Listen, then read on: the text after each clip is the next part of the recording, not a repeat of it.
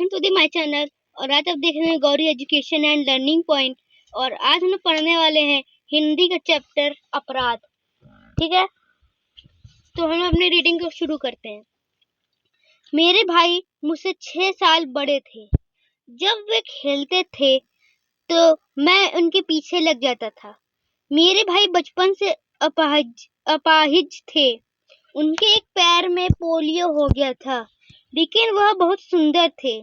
वे आसपास के कई गांवों में से सबसे अच्छे तैराक थे और उनके हाथ के पंजों में लड़ाई में कोई नहीं हरा सकता था।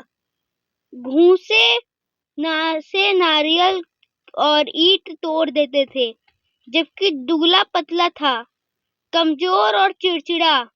मुझे अपने भाई से ईर्ष्या होती थी, क्योंकि उनके बहुत सारे दोस्त थे। सब खेलते और मैं छोटा होने के कारण अकेला पड़ जाता, तो मेरे भाई आकर मेरी मदद करते थे। जोड़ी और पाली वाले कई खेलों में वे मुझे अपनी पाली में शामिल कर लेते थे। कोई दूसरा अपनी लड़का अपनी पाली में मुझे शामिल नहीं करता था, करके हार का खतरा नहीं उठाना चाहता था। अक्सर भाई मेरी वजह से हारते, फिर भी मुझसे कभी कुछ नहीं कहते थे। जहां तक मुझे याद है, उन्होंने मुझे कभी नहीं मारा। हुआ उस दिन यह कि मैं भाई के साथ खेलने गया। उस दिन बारिश हो चुकी थी और शाम को ऐसी धूप फैली हुई थी जो शरीर में उल्लास भर देती है। सभी लड़के गुल्ली डंडा खेल रहे थे। लकड़ी की छोटी सी हंडिया हर लड़के के पास थी। पूरी ताकत से गुल्ली को सीधे मारा जा रहा था। गुलाटियां खाते हुए वह बहुत दूर तक जा रही थी। मुझमें ना इतनी ताकत थी कि मैं इतना बड़ी गुल्ली को इतना दूर तक पहुंचाता, जबकि वह एक होड़ और एक प्रतिद्वंदिता शुरू हो चुकी थी। कोई भी हारना नहीं चाहता था।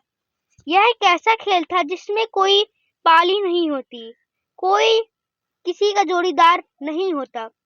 हर कोई अकेले अपनी क्षमता से लड़ता है। भाई भी उस खेल में डूबे हुए थे। वे कई बार पिछड़ रहे थे, इसलिए गुस्से और तनाव में ज्यादा ताकत से गुल्ली पर प्रहार कर रहे थे। वे मुझे भुला चुके थे और मैं अकेला छूट गया। भाई जितने लगे थे, उनका चेहरा उतनी खुशी और उत्तेजना से दहक रहा था। उन्होंने एक बार मेरी ओर नहीं देखा। वे मुझे पूरी तरह से भूल चुके थे। मुझे पहली बार यह लगा कि मैं वहां नहीं हूं और मुझे रोना आ रहा था। मैं अकेला अलग खड़ा होकर अपनी गुल्ली को एक पत्थर से पटक रहा था। मैं ईर्ष्या और उपेक्षा की आंख में झुलस रहा था। तभी अचानक से मेरी गुल्ली पत्थर से टकराकर उछली और मेरे माथे पे आकर लगी। मेरा माथा फूट गया और खून बहने लगा। मैं चीखा तो मेरा भाई दौड़े और मेरी तरफ आए और खेल बीच में ही रुक गया था। क्या हुआ? भैया घबरा गए थे। मेरे माथे पर अपनी हथेली से दबा रहे थे। मेरा गुस्सा मिटा नहीं था। मैं भाई को अपनी उपेक्षा का दंड देना चाहता था। मैंने भाई को झटक दिया और खुद को छुड़ाकर घर की ओर भागा। भाई डर गए थे और दौड़ के मुझे मनाना चाहते थे, लेकिन उनका दायां पैर में पोलियो का शिकार था, इसलिए वह मेरे साथ नहीं दौड़ सकते थे।